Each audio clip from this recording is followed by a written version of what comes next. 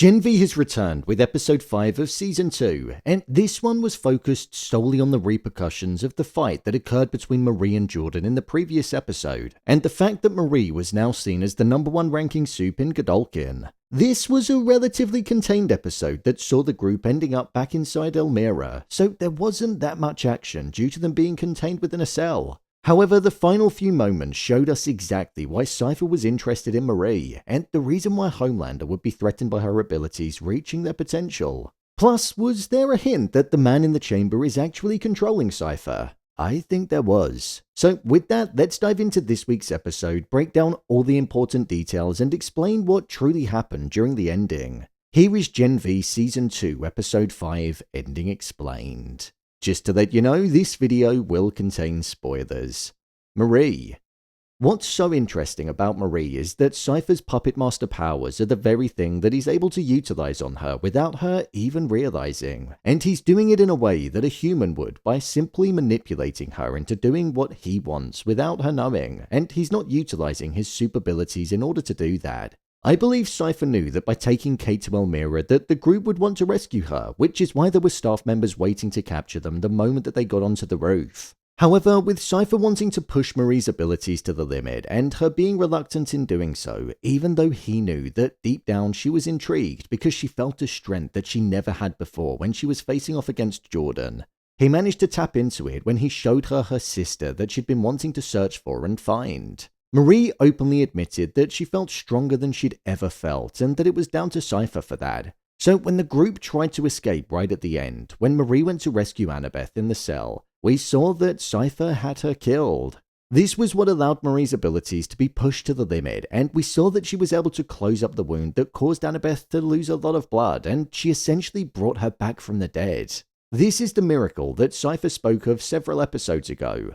The peak of Marie's abilities is to essentially bring about human immortality to a degree and bring back the dead by controlling the blood that they have within them and the blood that they'd lost. However, as we saw with Marie, it was something that caused her and those around her harm as they were all suffering during that moment. Cipher said to Sister Sage how once Homelander found out just how powerful Marie was, he might change his mind on her. As we've seen with Homelander, he doesn't like any threats when it comes to supes being seen as being anywhere near as powerful as him, and he'd look to eliminate them if they were a threat. So that's something that's going to be interesting to see being explored, as I can't imagine Marie being hailed as one of the most powerful supes is something that's going to go down well with him at all. The group didn't make it out of Elmira, however, as this was all part of a test that Cipher had and him getting the potential out of Marie in that moment, I think he's going to let them escape, even though he'll be aware of everything that's happening and they'll return back to the school.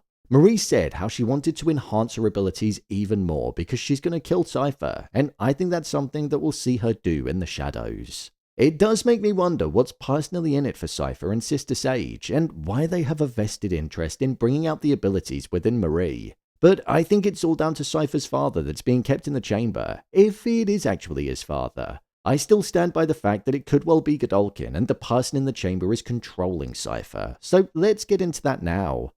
Dean Cipher. I'm definitely starting to think that the man in the vault could well be controlling Cipher like how he controlled Jordan.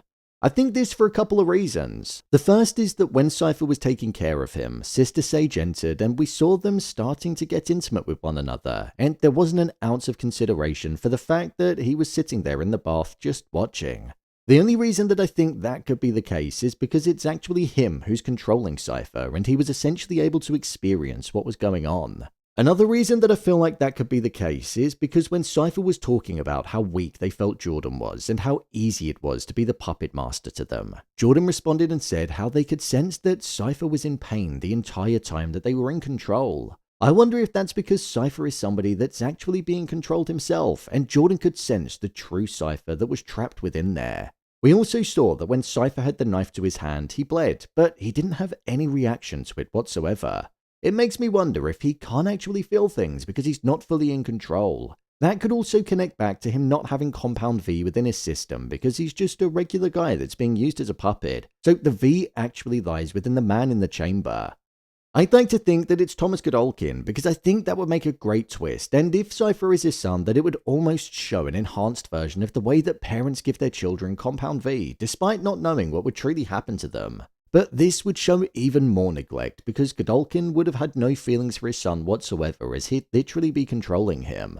This is why I feel Cipher wants Marie's powers to be at their potential too. If the man in the chamber is in control, Marie might be able to restore some life into them in some way and allow them to be free from that chamber. Sam. Sam's story was one that was extremely isolated in this episode, and he chose to be completely away from everybody as he returned home to his mother and father. He hadn't seen them in years, and his family were under the impression for a long time that he was dead because that's what Vought told them. This was a real, personal and emotional journey for Sam, as we saw that everything that he'd done on campus in the Season 1 finale and being controlled by Cate was what made him remorseful and look back on the death of Andre and also the death of his brother Luke, feeling a weight of responsibility in everything that happened and not truly being able to move on. Sam had always blamed his parents for giving him Compound V because he believed that that's what was giving him the hallucinations and causing him to have that aggressive side to him. However, that wasn't the case. They actually gave him Compound V to try and protect him from that side that was within him because it was already there. Sam's uncle was somebody that had delusions and hallucinations, and that's why Sam ended up having that, because it was passed down genetically. This does make me wonder if Sam's going to be more accepting of his powers moving forward now that he knows that they're not necessarily a curse and that he'd have these hallucinations regardless. Sam actively chose to not help Cate escape from Elmira in this episode, showing that he was truly putting himself first. However, with him having this realization and this connection reignited within his mind, he might start to accept his powers rather than view them as a curse. So I think we'll see him team back up with the group and look to take down the likes of Cipher, expose him, and show God U for what it truly is. Cate. Cate's involvement wasn't too heavy in this episode, as she was mainly used as a pawn to be able to get the rest of the group inside Elmira. However, we did see her be the reason why they all managed to escape, as she used one of the staples in her head to unlock the collar. Seeing Cate inside of Elmira, where she had to remove her arm and also her wig, we saw the version of her that she was hiding from everybody and the version that she was even hiding from herself. The person that she doesn't recognize. Even seeing others shocked at what she looked like hit home just how much she'd been through and the difference to what she was when compared to the previous season, even the beginning of this season. She was shocked at the fact that Emma and the others went there to rescue her, so I truly feel like the group are going to let bygones be bygones and we'll see them united on all fronts now. Her powers are still a bit all over the place, but even though that's the case, we're still seeing her being able to utilize them and they're going in her favor. Jordan. I'm still on the side of Jordan potentially dying in this season. There was a heavy focus on Jordan being this individual that was weak and easy for Cipher to take over. It actually sounded quite frightening because Jordan said that they were fully aware of everything that Cipher was doing when they were in control, and they were almost just in the backseat of a car, fully aware of what was going on but not being able to do anything about it. In the previous episode, Jordan spoke of a nightmare that they had when they were younger, when people were pointing at them and calling out how different they were. And now this is a reality for them, with Cipher even leaning into how weak he perceives them to be. So I do feel like we could see Jordan enter this complex within their mind, and I also feel like we could see them potentially sacrifice themselves for the rest of the group to prove to themselves and also the others that they're not as weak as Cipher makes them out to be. My review of the episode. I thought this was an okay episode of the show. It felt like not that much happened when compared to the previous one, but I think that's just because it was relatively contained. However, the realization of Annabeth being held by Cipher, which is something that I thought would be the case, and Marie being able to bring people back to life was something that was pretty interesting and important to the story. Sam's story was one that I'm glad we got an insight into. It did feel a bit abrupt if I'm being honest, especially considering they've never really been mentioned before, but seeing him accept his powers that bit more and forgive his parents brought a sense of humanity to the episode. In terms of who's stealing the show, it's Dean Cipher for me. He's the most interesting character that we've had in Gen V for such a long time, and the way that Hamish Linklater delivers him, it's like he was born for the role. The confidence, the arrogance, and the almost animated nature that he has, it's just infectious and it's a pleasure to watch unfold. The Annabeth twist was something that was expected, but they threw it into the episode in a way that I really didn't expect, so it was almost like a double bluff on us, which I thought added to the surprising nature of it.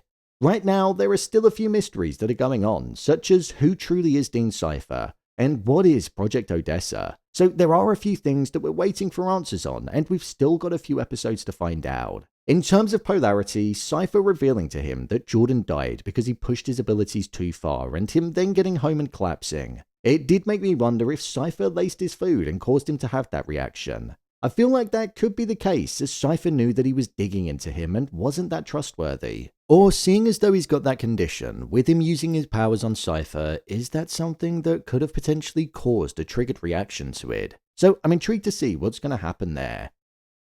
As we're approaching the final 3 episodes, I've been thinking a lot about this show and how it compares to The Boys. Personally, I don't think it's anywhere near as good as The Boys, and I don't even know if I truly think this season is better than the first season right now. However, it does fill in that void that's left with The Boys not being on screen this year, and it's got an engaging enough story whilst being set in the same universe that I get that satisfaction and enjoyment. We're now at the point in the season where we're building towards the finale, so I can't wait to see how these next few episodes unfold. So, there you have it, Gen V Season 2 Episode 5 Ending Explained.